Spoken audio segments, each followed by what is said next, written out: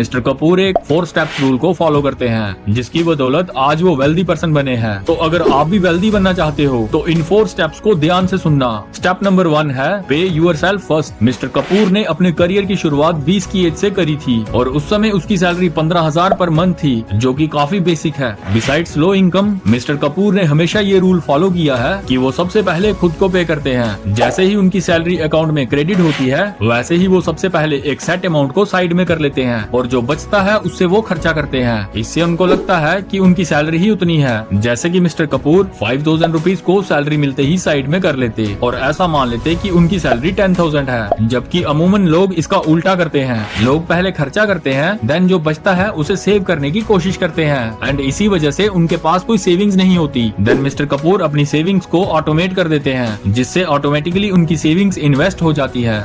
Step जो mister Kapoor follow करते हैं वो था make your money work for you, building passive income sources. Mister Kapoor एक वाइज पर्सन थे और लाइफ एक्सपीरियंस से इतना तो समझ चुके थे कि जिंदगी भर काम करते रहना या ज्यादा पैसे कमाने के लिए ज्यादा मेहनत करना शॉर्ट टर्म में इफेक्टिव हो सकता है, लेकिन लॉन्ग टर्म के लिए ये एक अच्छा प्लान नहीं है। जब भी हम अपनी यंग एज में होते हैं तब हम हार्डवर्क करके पैसा कमा सकते हैं, लेकिन जैसे जैसे हमारी एज बढ़ती जाएगी हम उतनी मेहनत नहीं कर पाएंगे एंड दस हमें यंग एज में ही पैसिव इनकम सोर्सेज के लिए प्लान करना होगा। इसीलिए मिस्टर कपूर ने अपनी यंग एज में ही एसेट्स बनाना चालू कर दिए थे, ऐसे एसेट्स जो उन्हें पे कर सकें। उन्होंने कुछ सिंपल एसेट्स रेडी किए, जैसे कि अपने अपार्टमेंट का कुछ स्पेस रेंट पे देना, मैरिज पार्टीज या शूटिंग्स के लिए DSLR जैसे बड़े बड़े कैमरास रेंट पे देना, अपने दोस्तों के बच्चों को वीडियो गेम्स रेंट पे देना, एक्स्ट्रा जैसे मल्टीपल एसेट्स मिस्टर कपूर ने बनाए। उनके पास जो भी लिमिटेड रिसोर्सेज थे उनका इस्तेमाल उन्होंने एसेट्स बनाने में किया, जिससे उनको एडिशनल इनकम होने लगी और उनकी टोटल इनकम बढ़ने लगी। देन इतना सब करने के बाद उन्होंने इंडेक्स फंड्स और इक्विटी बेस्ड म्यूचुअल फंड्स में इन्वेस्ट किया। मिस्टर कपूर अपनी सैलरी से 5,000 रुपीज सेव करते थे और उन्होंने साइड हसल करके कुछ और रेवेन्यू स्ट्रीम्स बना लिए थे, जो कि रिसेंट हमने जाना।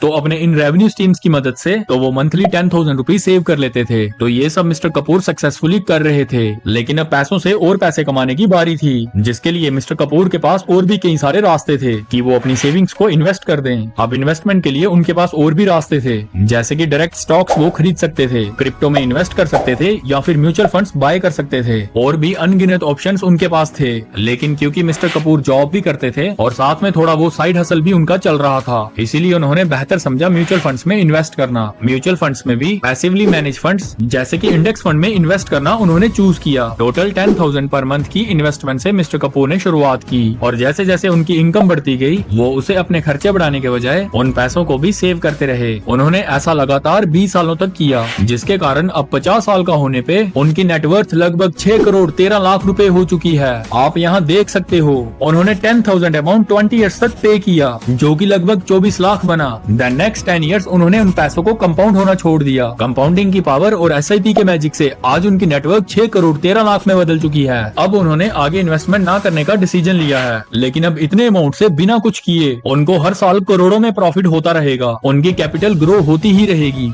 जो नेक्स्ट स्टेप मिस्टर कपूर ने हमेशा फॉलो किया बिना चुके, वो था बीइंग ए स्मार्ट कंज्यूमर। इसमें दोहराने की कोई बात नहीं है कि अगर आप कम स्पेंड करोगे तो ज्यादा सेव करोगे, और ऐसा ही मिस्टर कपूर करते थे। टीवी या फोन्स पे आने वाली एड्स को देख के वो कभी भी कोई परचेजिंग डिसीजन नहीं लेते थे। उन्होंने मार्केटिंग नॉइस को इग्नोर किया और एक मिनिमलिस्टिक लाइफस्टाइल अडॉप्ट किया। वो उसी पे अपनी हार्ड अर्न मनी को स्पेंड करते जिसकी उनको सच में जरूरत होती। वो इस बात को अच्छे से समझते थे कि वांट्स अनलिमिटेड होती हैं, जबकि नीड्स लिमिटेड। इम्पल्सिव बाइंग से बचने के लिए मिस्टर कपूर ने अपने मोबाइल से सभी शॉपिंग एप्स हटा दिए और जब भी उनको ऑनलाइन शॉपिंग करनी होती तो वो सीधा वेबसाइट का इस्तेमाल करते। ऐसा करने से उनको लेटेस्ट ऑफर्स और सेल्स की नोटिफिकेशंस स्मार्टफोन पर रिसीव नहीं होती थी, जिससे वो एक स्मार्ट बाइंग कर पाते थे। तो अब दोस्तों ये था third step to create wealth.